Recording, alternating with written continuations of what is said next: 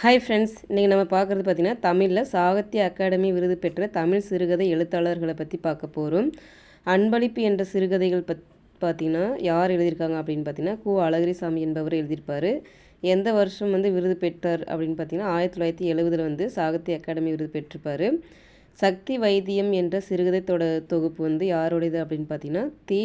ஜானகிராமன் என்பவர் எழுதியிருப்பார். இவருக்கு பார்த்திங்கன்னா 1979 சாகித்ய அகாடமி விருது கொடுத்துருப்பாங்க. முதலில் இரவு வரும் என்ற சிறுகதை தொகுப்பு யார் எழுதியிருக்காங்க அப்படின்னு பார்த்திங்கன்னா ஆதவன் என்பவர் எழுதியிருப்பார். அவருக்கு பார்த்திங்கன்னா எந்த வருஷம் விருது பெற்றார் அப்படின்னு பார்த்திங்கன்னா 1987 விருது கொடுத்துருப்பாங்க. அப்பாவின் சிநேகிதர் என்ற சிறுகதை தொகுப்பு யார் எழுதியிருக்காங்க அப்படின்னு பார்த்திங்கன்னா அசோகமித்ரன் என்பவர் எழுதியிருப்பார். இவருக்கு பார்த்திங்கன்னா 1996 சாகித்ய அகாடமி விருது கொடுத்துருப்பாங்க. மின்சாரப்பூ என்ற சிறுகதைகள் பார்த்திங்கன்னா மேலாண்மை பொன்னுசாமி என்பவர் எழுதியிருப்பார். இவருக்கு பார்த்திங்கன்னா 2008 சாகித்ய அகாடமி விருது கொடுத்துருப்பாங்க.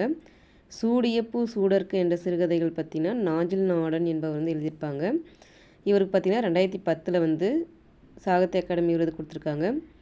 ஒரு சிறு இசை என்ற சிறுகதை யாரோடது பார்த்திங்கன்னா வண்ணதாசன் என்பவர் எழுதியிருப்பார். இதுக்காக பார்த்திங்கன்னா இந்த நூலுக்காக 2016 சாகித்ய அகாடமி விருது பெற்றிருப்பார். இது எல்லாமே பார்த்திங்கன்னா ஆர்டர் வருது 1970, 79, 87, 96, 2008, 2010, 2016 சொல்லிட்டு வந்திருக்குது. இந்த நூல்களெல்லாம் படிச்சுக்கோங்க ஃப்ரெண்ட்ஸ். நூலும் படிச்சுக்கோங்க, ஆசிரியரும் படிச்சுக்கோங்க. இந்த ஒரு சிறு இசை என்ற சிறுகதை அடிக்கடி கேட்டே இருக்கிறாங்க. குரூப் 4 கேட்டிருந்தாங்க, குரூப் 2 கேட்டிருந்தாங்க. இப்போ வரப்போகிற group 4 and group 2 2A exam dead paper 2 பொறுத்துகளையும் கேட்கலாம். அல்லது 4 ஆப்ஷன் கொடுத்துட்டு எது சரியானது எது தவறானது கண்டுபிடித்து எழுது அப்படின்னு சொல்லிட்டு கொடுக்கலாம். படிச்சுக்கோங்க ஃப்ரெண்ட்ஸ், யூஸ்ஃபுல்லாக இருக்கும். தேங்க்யூ.